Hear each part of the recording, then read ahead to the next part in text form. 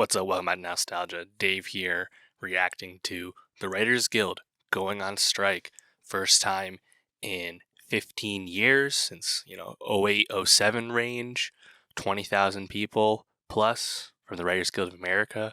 Pens are down, and they are on strike. They were not able to come to an agreement on a new contract, with the studios. So all movie writers, all TV writers, all screenwriters are not working. They are taking turns picketing in various locations around the country and continuing to negotiate for a new contract. This is a obviously monumental event in the entertainment industry. This is not something that was unforeseen. This was certainly trending this way for several months. This is not a surprise to those who've been paying attention. Nonetheless, still significant. And, we will see the reverberations of this in the months to follow as the Screen Actors and Directors Guilds contracts come up in June. We'll see if more strikes happen, if those guilds perhaps undercut the writers in some way. We will see. But there's a lot to get into of why the strike has happened, what both sides are pushing for, and how long it's going to go. So I'm just going to get into all of that. Long story short, I think this is going to be a decent chunk of time at minimum. Like, this is not going to get resolved next week. I'd be really shocked if that happened. And the reason is it just seems like both sides are super dug in, so it's going to take a while. So if this was to go through the summer, getting into the fall, I would not be surprised at all. I think we'll see what side gets skittish first, but there's a lot riding on this, and I think this has largely kind of come to a head over a lot of industry shifts. A lot of things have happened that led us to this point here. And namely with the writers, I think just a lot of things have changed in how the business is now run, and the way writers specifically are compensated currently is not reflective of how the business now operates. So thus it's not fair, and writers are right to strike to get what they deserve because they just have been left behind. Namely, if you think about it, TV seasons are no longer 22 episodes. TV seasons are rarely even 13 episodes anymore. TV seasons are 6 to 8 episodes. Writers get paid, usually by episode that they contribute to. And on top of the shortened seasons, which just has decreased work overall, the streaming environment has completely flipped on its head the way most people really got paid in the long run, which was residuals.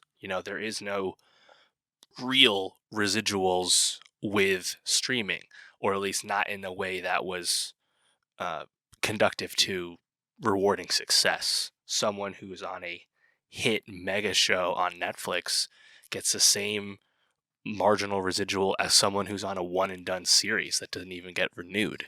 That's just not how things used to be. And that was largely the biggest way people could get paid for their good work when it came to screenwriting. And that's just kind of been gone. On top of that, the streamers, and really everyone else at this point that's non-traditional cable, the streamers, there's no data transparency as we know in the public, right? We don't know how much people watch stuff. We only know the metrics that they kind of share and the broad metrics that can be analyzed publicly.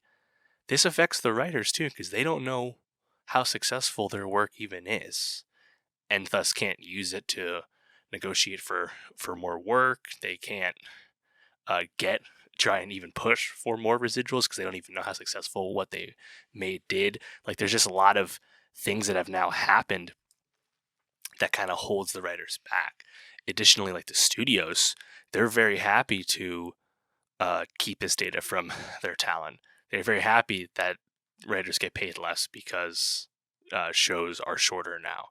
They're also quite happy to kind of employ mini rooms and cut corners when it comes to hiring writers, and basically keep the cost down as much as possible. Netflix has gone to court in the past for this in terms of they went to arbitration for shortchanging their writers, basically. So what we're going to see as a result is, the late night shows, Saturday Night Live, they're just going to go dark because the writers are not working at all. We're going to see depending on how long this goes, you'll see more reality TV get greenlit because that's something that can be made without writers involved. Um, you'll see, like we saw a headline today about House of the Dragon will continue to film because all the scripts were already done.